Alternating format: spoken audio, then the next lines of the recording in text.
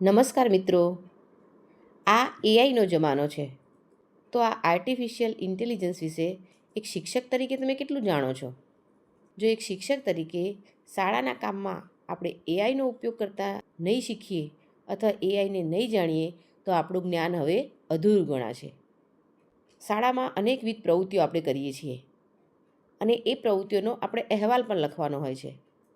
તો જો આ અહેવાલ લખવા માટે આપણે એઆઈનો ઉપયોગ કરીશું તો એઆઈ આપણને સરળતાથી સરસ મજાનો પોઈન્ટ ટુ પોઈન્ટ અહેવાલ લખી આપે છે. જે પણ કાર્યક્રમ કર્યા હોય એ દરેક કાર્યક્રમનો જો આપણે ટૂંકમાં એમને પ્રોમ્પ્ટ આપી દઈશું તો એના આધારે એ આપણને સરસ મજાનો અહેવાલ તૈયાર કરી આપે છે. તમે જોઈ શકો છો કે તમારી નજર સામે એક અહેવાલ લખેલો છે બાળમેળાના આયોજનનો. બાળમેળાનું આયોજન થયું છે વાઘપુરા પ્રાથમિક શાળામાં. તારીખ પણ નીચે લખેલી છે, સ્થળ બતાવ્યું છે અને આયોજકનું નામ પણ છે. અને જુઓ નીચે સરસ મજાનો મોટો અહેવાલ લખેલો છે. પરંતુ આ અહેવાલ મેં નથી લખ્યો, આ અહેવાલ એઆઈએ લખ્યો છે. તો એઆઈએ આટલો સરસ મજાનો અહેવાલ કેવી રીતે લખ્યો, એના માટે તમારે શું હિન્ટ આપવાની હોય છે, એનું આજે આપણે કમ્પ્લેટલી વિસ્તૃત માહિતી મેળવીશું. તો ચાલો જોઈએ. તો એ માટે આપણે અલગ અલગ પ્રકારના ઘણા બધા એઆઈ ચેટબોટનો ઉપયોગ કરી શકીએ છીએ, જેમ કે ચેટ જીપીટી, પરપ્લેક્સિટી, જેમિનાઈ, ગ્રોક વગેરે. તો એમાં આજે મેં ચેટ જીપીટીનો ઉપયોગ કરીને અહેવાલ બનાવ્યો છે. તો આ અહેવાલ માટે આપણે શું કરવાનું છે અને કેટલી હિન્ટ આપવાની છે એ આજે આપણે જોઈએ. તો સૌપ્રથમ એના માટે તમારે ગૂગલ પર જઈને ચેટ જીપીટી લખવાનું છે. જ્યારે ચેટ જીપીટી ઓપન થશે ત્યારે તમારી સમક્ષ આવી સ્ક્રીન દેખાશે. તમે જો ઉપર બધા એના ફીચર્સ બતાવ્યા છે અને નીચે લખ્યું છે આસ્ક એનીથિંગ. અહીંયા તમે કોઈ પણ લેંગ્વેજમાં તમારો પ્રશ્નની રજૂઆત કરી શકો છો. ચેટ જીપીટી તમને કોઈ પણ લેંગ્વેજમાં લખેલા પ્રશ્નનો સરળતાથી જવાબ એ જ લેંગ્વેજમાં તમને ડિટેલમાં આપે છે. જો આ ચેટ જીપીટીને તમારે ડિટેલમાં સમજવું હોય તો એનો સરસ મજાનો એક વિડીયો મેં બનાવેલો છે અને એની લિંક નીચે ડિસ્ક્રિપ્શનમાં મૂકેલી છે, તો એ તમે જોઈ શકો છો. અહીંયા આપણે જોઈએ કે આપણે અહેવાલ કેવી રીતે લખીશું. અહીંયા આપણે કોઈ પણ ટૉપિક આપવાનો છે, તો અહીં હું મારે જે પણ ટૉપિક પર અહેવાલ જોઈએ છે એની માહિતી આપીશ. અહીંયા નીચે જે લખ્યું છે આસ્ક એનીથિંગ, એમાં હું થોડી માહિતી લખું છું.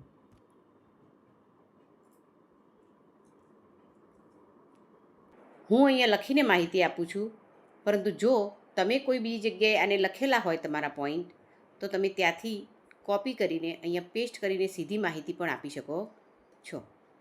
જેમ કે વોટ્સઅપમાં તમે એને પહેલાં લખ્યો હોય પોઈન્ટ, તો ત્યાંથી કોપી કરવાનું છે અને સીધું અહીંયા પેસ્ટ કરીને એરો પર ક્લિક કરશો તો પણ તમારો જવાબ તમને અહીંથી મળી જશે.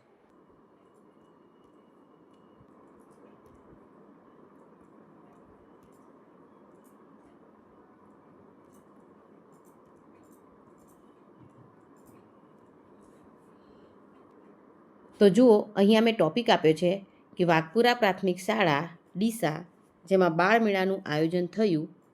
તારીખ મેં લખી છે 26/6, એટલે કે આજની મેં તારીખ મારી છે. આયોજક શિક્ષકનું નામ લખ્યું છે જયદેવભાઈ ગેહલોત, જે અમારા આચાર્ય સાહેબનું નામ છે. તો અને પછી ટૉપિક માર્યો છે મેં કે આ વિષય પર મને અહેવાલ લખી આપો. તો આટલી ટૂંકી માહિતી આપીને જેવી હું આ એરો પર ક્લિક કરીશ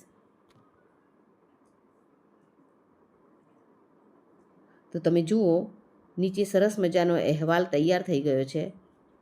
એઆઈએ આપણને સરસ ટોપિક વાઇઝ અહેવાલ તૈયાર કરીને આપી દીધો છે.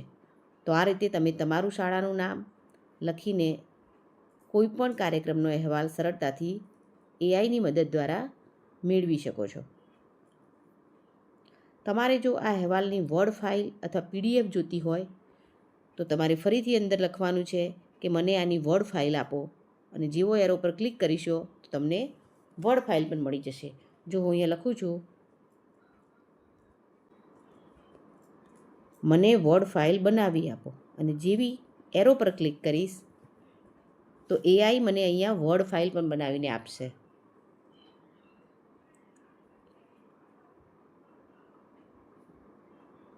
જુઓ વર્ડ ફાઇલ બની ગઈ છે. નીચે એઆઈએ આપણને વર્ડ ફાઇલની લિંક પણ આપી દીધી છે, અને જેવા આપણે આ વર્ડ ફાઇલની લિંક પર ક્લિક કરીશું તો વર્ડ ફાઇલ અહીંયા ડાઉનલોડ થઈ જશે અને ઓપન. તો જુઓ અહીંયા મારી વર્ડ ફાઇલ મને મળી ગઈ છે. તો આ રીતે વર્ડ ફાઇલ અને પીડીએફ પણ આપણે મેળવી શકીએ છીએ. તો એઆઈની મદદથી આપણે સરળતાથી કોઈ પણ અહેવાલ લખી શકીએ છીએ. કોઈ પણ નિબંધ લેખનનું આયોજન, વક્તૃત્વ સ્પર્ધા માટેના ટોપિક વગેરે પણ આપણે એઆઈની મદદથી મેળવી શકીએ છીએ. તો આ રીતે શાળામાં વિવિધ કાર્યક્રમો માટેની કોઈ પણ માહિતી જો તમારે ડિટેલમાં જોતી હોય અને એનું લેખન કાર્ય લખવાનો જો તમને કંટાળો આવતો હોય અને સરળતાથી મેળવવું હોય તો તમે એઆઈનો ઉપયોગ કરી શકો છો. Thank you.